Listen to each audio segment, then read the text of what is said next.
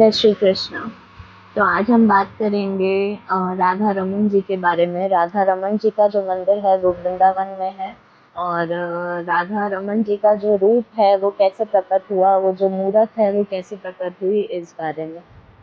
इसके पीछे एक कथा है जो चैतन्य महाप्रभु और गोपाल भट्ट स्वामी जी से जुड़ी हुई है। तो राधा रमन जी की जो मूर्त है वो किसी मूर्तिकार ने नहीं बनाई, वो स्वयं शालिग्राम से प्रभु ने खुद अपना रूप लिया। आइए पूरी कथा को डिटेल में जानते हैं। तो ये कथा शुरू होती है चैतन्य महाप्रभु से। चैतन्य महाप्रभु ने आदेश दिया था गोपाल भट्ट स्वामी जी को कि वो शालिग्राम लेके आए। शालिग्राम जो है वो नेपाल की गंडकी नदी से प्राप्त हुए थे उन्हें, जिसे वो लेके आए थे। ऐसा माना जाता है कि वो कुल 12 प्रतिमाएं शालिग्राम की वो नेपाल से लेके आए थे। और सारी ही प्रतिमाओं को लेकर उन्होंने बहुत ही प्रेम से वृंदावन में पूजा पाठ शुरू किया। और उन्हीं के साथ साथ और भी बहुत सारे गोस्वामी जी वहाँ पर थे जो कृष्ण की पूजा करते थे, कृष्ण के विग्रह की पूजा करते थे, जो हस्त पुष्ट विग्रह थे।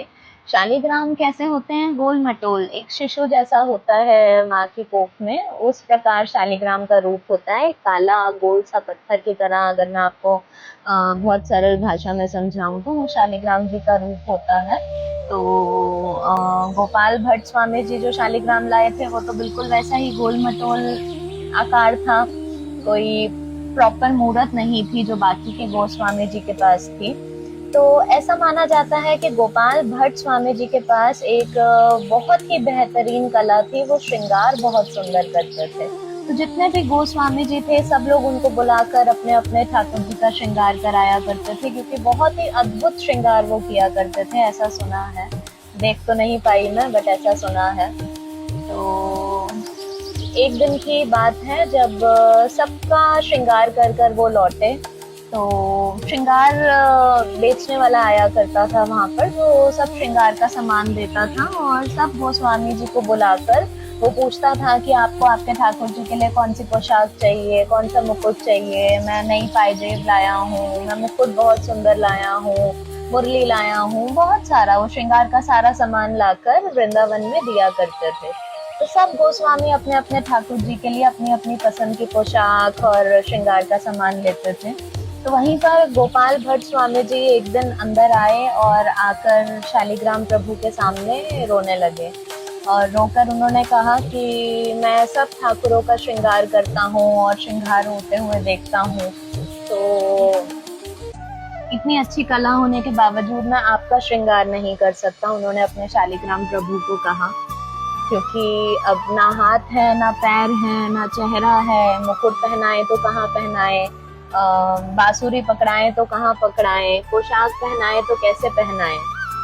तो एक शिशु के भांति होता है शालिग्राम का रूप, तो क्या उस पर श्रृंगार करेंगे।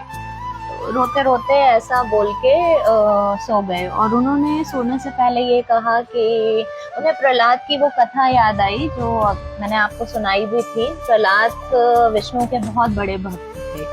तो प्रहलाद जी ने जब विष्णु को पुकारा तो वो एक खंबे में से प्रकट हुए और अपना नरसिम्हा रूप जो उनका था वो उन्होंने प्रकट किया भक्त की आराधना तपस्या से। तो शालिग्राम जी ने ऐसे ही कहा कि मैं तो आपको कोई खंबा चीर के आने को भी नहीं बोल रहा, बस मैं तो श्रृंगार करना चाहता था और एक बहुत ही प्यारा सा आकार, प्यारा सा रूप देना चाहता था, वो भी मैं नहीं कर पाया। वो बोलते बोलते रोते रोते सो गए। और सोने से पहले हमेशा की तरह अपने जितने भी शालिग्राम थे उसे वो एक कपड़े में बांध दिया करते थे और सुबह उसको खोल के उसकी पूजा आराधना शुरू करते थे। तो अगले दिन जब वो सुबह उठे तो शालिग्राम जी के ऊपर एक अजीब सा उन्होंने थोड़ा ऐसा पहाड़ टाइप का देखा। तो उनको ऐसा लगा कि कोई सांप आके उस पर बैठ गया है या कुछ तो है, उनके मन में जो विचार आया, जो मैंने सुना है। तो उन्होंने सभी गोस्वामी जियों को बुलाया और कहा कि देखिए ये क्या हो गया है। बहुत हिम्मत कर कर उन्होंने धीरे से वो कपड़ा हटाया देखने के लिए कि ऊपर जो वो आकार सा है वो क्या है।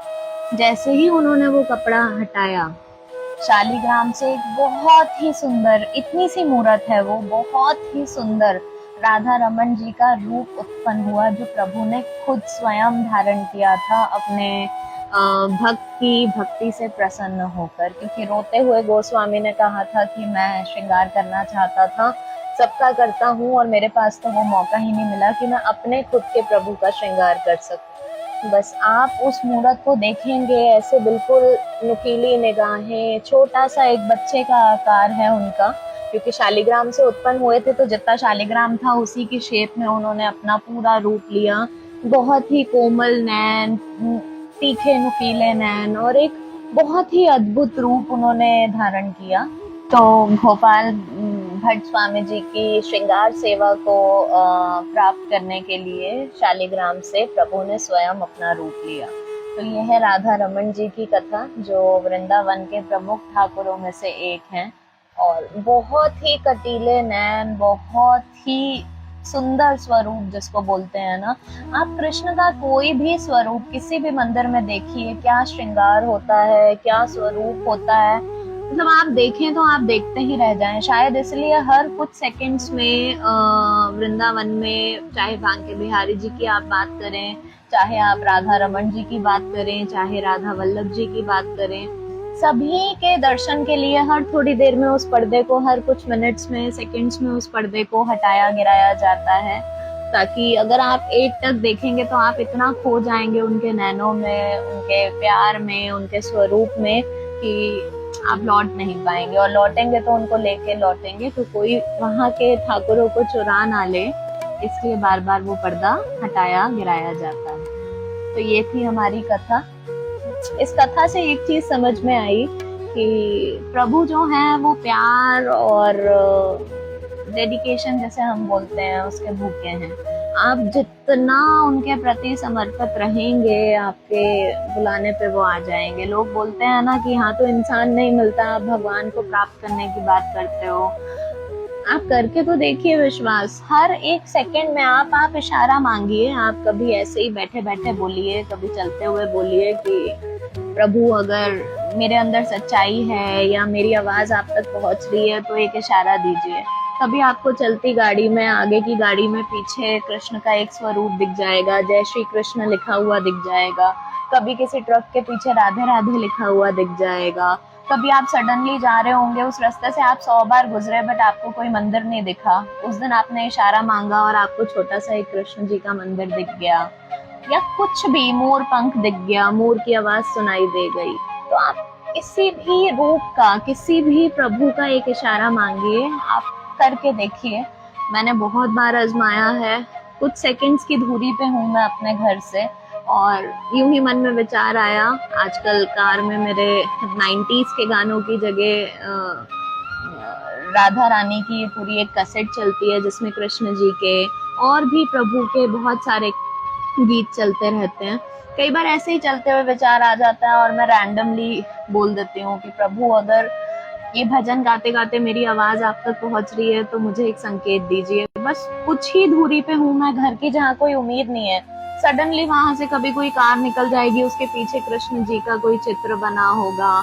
किसी के घर के आगे से निकलूंगी तो मुरली का डिजाइन बना होगा, और अपनी ही गली के वो सारे घर, अपनी ही कॉलोनी के वो घर, जो शायद मैं रोज दिन में 10 बार वहां से निकलते हुए देखती हूँ, बट मेरी उस मुरली पे नजर उसी दिन जाती है जिस दिन मैं इशारा मांगती हूँ। तो इससे ज्यादा आप लाइफ में कुछ भी नहीं चाहते हैं। बस जय श्री कृष्ण, राधे राधे।